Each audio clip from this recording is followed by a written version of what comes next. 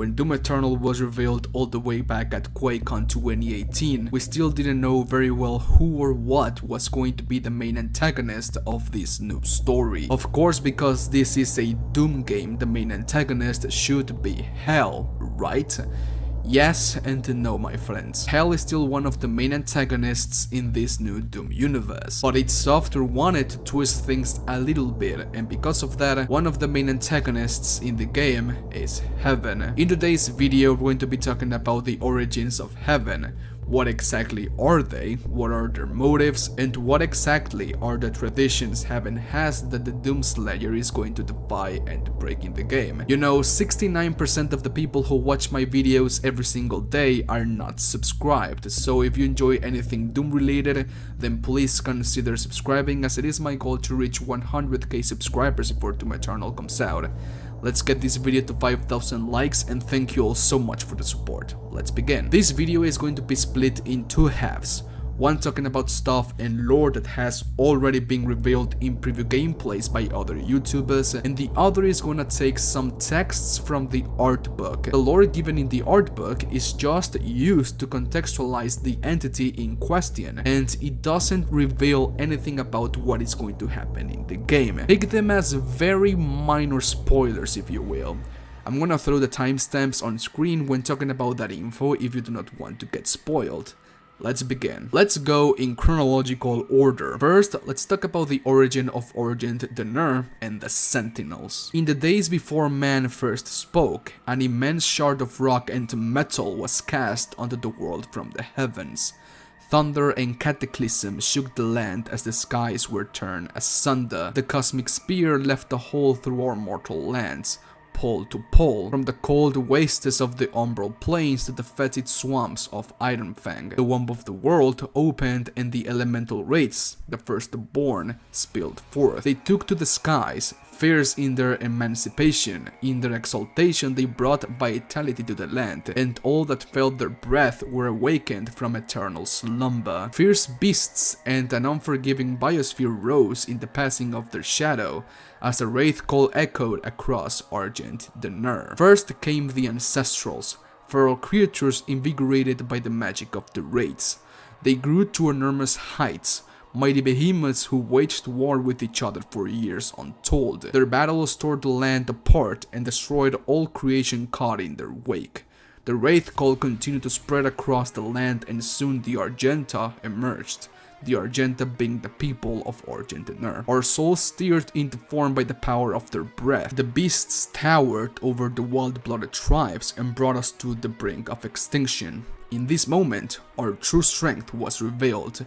The flow of energy was sudden, but the strongest of the Argenta grabbed it by the root and unleashed a reckoning upon the Ancestrals. Storms rose at their call, magics were conjured from the void, and the towering beasts were brought low. The fighting raged from time untold, but in the end our people triumphed. This states that a shard of rock pierced the world, and from that, the elemental wraiths spilled forth. I'm actually very curious to know what is the origin of the wraiths.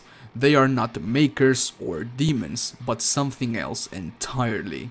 Because of the wraith call and the towering ancestral beasts fighting, the Argenta emerged, the people of Argent and Wraith. Somehow they were able to beat the ancestral beasts with some unknown power, and some time later, the people of Argent and Wraith received a blessing from the heavens.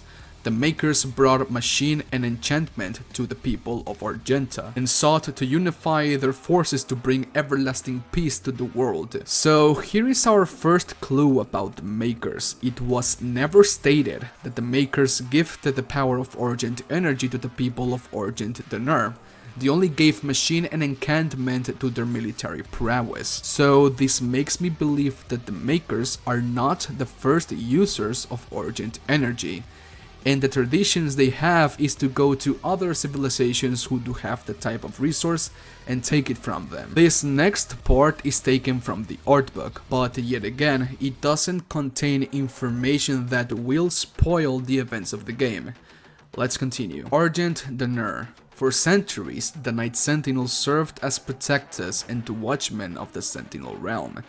Their homeworld, Argenta and Wraith, is a largely unexplored planet, covered with sprawling, undiscovered and uninhabitable regions, overrun with fearsome beasts and primordial evils. Argenta and Wraith is a planet rich with desirable resources. The only piece known to the Sentinel people was one forged for themselves and guarded with vigilance. It was this way for the Sentinel people since the beginning, a way of life that changed suddenly and irrevocably with the appearance of the race of beings calling themselves the Makers, bringing with them the promise of technological gifts and the temptations of the afterlife. The Makers gradually ingratiated themselves into Sentinel society, altering its traditions and, in time, threatening to redefine its prevailing power structure. The Makers, coveting the power of Argent energy, which they believed to be indigenous to Hell, sought to drive the Sentinel people into war to claim this boundless resource. The culmination of these events was a bloody civil war between disparate factions of Sentinel tribes, one that would ultimately leave the world of Argent and Wraith fractured and in ruin. Yet again, it is implied here that the real source of Argent energy is from Hell.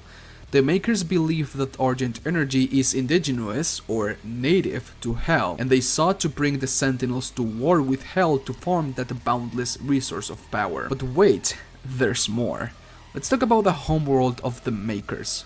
Urdak. Urdak is the floating capital city of the Makyr race, a hub of transcendent technology. All of Urdak is powered by a purified form of Argent energy, an energy source that is considered sacred in Makyrian scripture. Prolonged use of Argent energy has transformed the Makers, evolving their shared consciousness over time. In Makyr legend, Urdak itself is considered a living being, made of the souls of the Makers past. According to the legend, in the beginning there was only one Maker, the Father, who, upon his death, fractured his soul into 100 sentient pieces, creating what would become the first Maker society. Yet again, it is implied here that Urdak is powered by a purified form of Argent energy. So, if the Makers already had Argent energy in the first place, why would they sought the people of Sentinel Prime, promise them gifts of technology and the afterlife only if they waged war against Hell and win over the infinite source of Argent energy, when they already had Argent energy and a purified form of Argent energy in the first place? I guess that more is better for the Makers. It was stated by Hayden that one filtered Argent ball has a limit to how much it can last. So I guess that Argent energy does have a limit, one that is so high that it can be considered limitless by a puny human. But it must have a limit, otherwise the Makers wouldn't go forming this energy source while bringing human tribes to near genocide. Anyways, now let's talk about the Makers themselves and just exactly what they are. When the Makers first revealed themselves to the Argenta, it was thought to be an act of divine intervention. Descending from the heavens, this mysterious race of beings brought with them the offer of eternal peace, bearing gifts of technology, which would transform the Sentinel world and bring it toward a new age of technological prosperity. The Makers, while possessing nearly godlike ability, are themselves neither immortal nor omnipotent. In pursuit of greater power, it was by discovery of Argent energy that the Makers became capable of prolonging their lifespan. With the use of Argent, the Makers are able to delay the natural aging cycle that over time threatens to transform and degrade their organic bodies. At the time of death, a Maker will go through a ritual known as the Unification, where its body is left behind and the soul is merged with the collective consciousness contained within the homeworld of Urdak. The shared consciousness of the Makers, a neural network matrix to which every Maker is connected, has since its inception been dependent on the life force of the Father, the progenitor of the Makyr race. And so, here it is basically stated that Argent energy is not native for the Makyr race nor to Urdak. Argent energy is something else entirely, and if both the people of Argent and Wraith and Hell are native to the use of Argent energy apparently, then all points out that the elemental rates, these beasts, are somewhat connected with the realm of hell. Anyhow, if they have so much power, why are the Makers just so corrupt and hungry for power? Why is the Khan Maker doing what she's doing in the story of Doom Eternal? That is very simple. The Khan Maker. Every 10,000 years, the collective Maker consciousness, known as a singularity, births a Khan Maker, a supreme being bound by destiny to lead all of Urdak until the next Khan is born. The singularity, which contains the conscious soul data for every Maker that has ever lived and died, processes and refines this data as a means of selective evolution. As the Khan is hierarch of the conscious neural matrix in which each Maker is interconnected, it is physically impossible for a Maker to refuse the collective order of a shared consciousness and disobey a Khan. This system has functioned without error since the creation of Urdak, until now. With the disappearance of the father, the Makers are incapable of creating a successor to the Khan lineage, allowing the existing Khan to hold her claim to the throne indefinitely. So, because of the death of the father, the original Maker, Urdak cannot make another Khan after the 10,000 years lifespan, and in that happening, the Khan Maker believes basically that she or he is a god. In other words, power has gone over her head. She has gone insane. The origin of Argent energy is still a mystery to this day, and I hope that it gets answered in the lore of Doom Eternal. The Makers, or in quotes, heaven, are neither gods or omnipotent.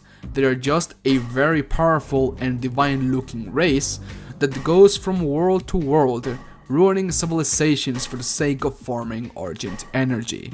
And I guess that something similar is happening within the events of Doom Eternal. Thanks for watching. And so, okay, Spartans, this was a very interesting video to make. Please let me know what you think about this video down below. Leave a like if you did and a dislike if you disliked it. Thanks to all of my patrons who made this video possible, and the links to all of my social accounts are going to be down below. Thanks for watching again. Adios. Bye. See you in Boston.